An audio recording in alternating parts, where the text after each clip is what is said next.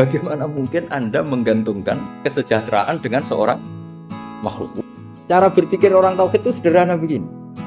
Allah menamakan dirinya Al-Hadi, penunjuk jalan. Dan sifat Allah pasti nafidah karena Allah tidak terkalahkan. Sama seperti Allah menyifati dirinya Ar-Razzaq, Ar-Razik yang memberi rezeki. Maka orang segoblok apapun, selumpuh apapun, selemah apapun tetap dapat rezeki. Sama, Allah mensifati dirinya Al-Hadi, memberi petunjuk. Maka zaman serusak apapun orang tetap dapat petunjuk. Sehingga kita tidak perlu khawatir, wah nanti zaman kalau sudah rusak nasib Islam gimana?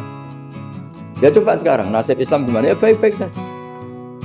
Dulu ditunggoni wali songo ya banyak orang Islam. Sekarang nggak usah wali songo, ditunggui dosen-dosen yang ngajar aja tunggu digaji. Kiai pidato ya ada yang beri salam tempel. Itu kalau nuruti definisi ikhlas itu tidak ada yang masuk.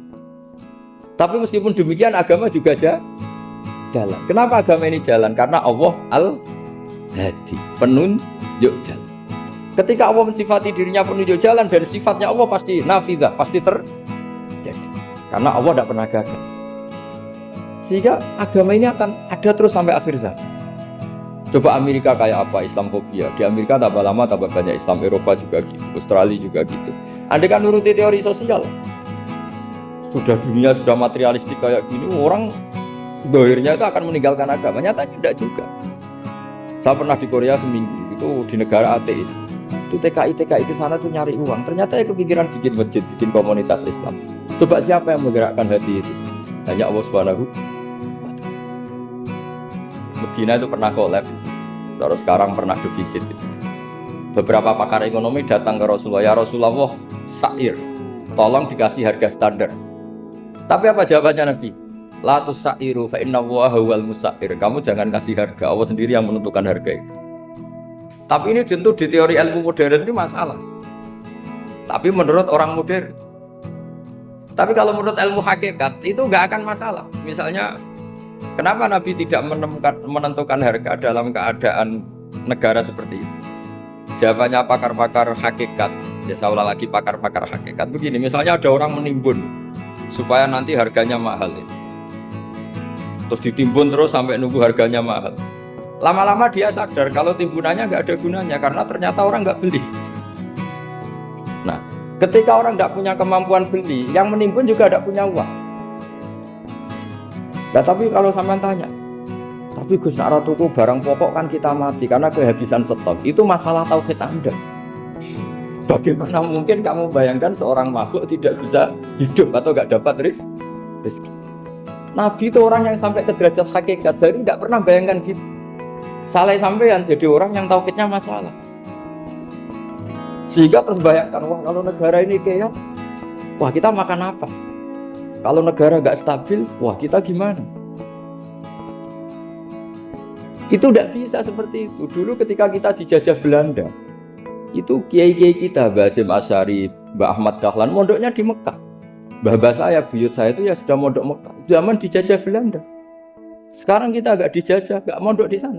Saya beri riwayat yang ada di Bukhari Muslim. Satakunu fitanun al-qa'id fiha khairun al-qa'im wal-qa'im fiha khairun al-masi wal-masi fiha khairun nasai.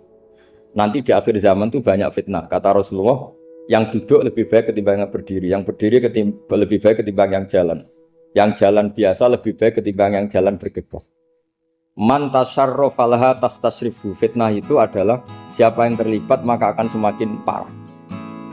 Jika semenjak itu ulama berpikir nanti di akhir zaman kalau ada fitnah, itu sebaiknya orang ngambil sikap sepasif-pasifnya, secuek-cueknya. Misalnya pilihan presiden, contoh kecil pilihan presiden. Mungkin para intelektual nggak merasa, tapi kalau ulama itu cara berpikir beda. Pilihan presiden, kamu fanatik milih A, yang satu fanatik milih B, ya presiden atau bupati atau gubernur. Terus yang satu bilang gini, wah kalau nggak di presideni A, nggak di bupati A, nggak di gubernuri A, negara ini rusak. Mungkin betul dari segi jejak rekamnya A ini bagus.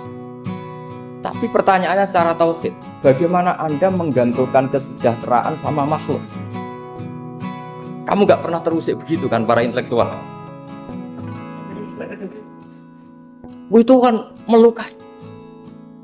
Bagaimana mungkin Anda menggantungkan kesejahteraan dengan seorang makhluk. Wah kalau di presiden A pasti Indonesia makmur, kalau bupati A pasti Sleman makmur, pasti Bantul makmur.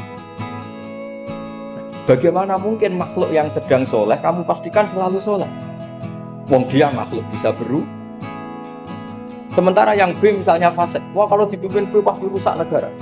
Bagaimana kamu pastikan B yang fasik selalu fasik? Dia husnul khotimah. Yang fasik pas mimpin jadi soleh, yang soleh pas mimpin jadi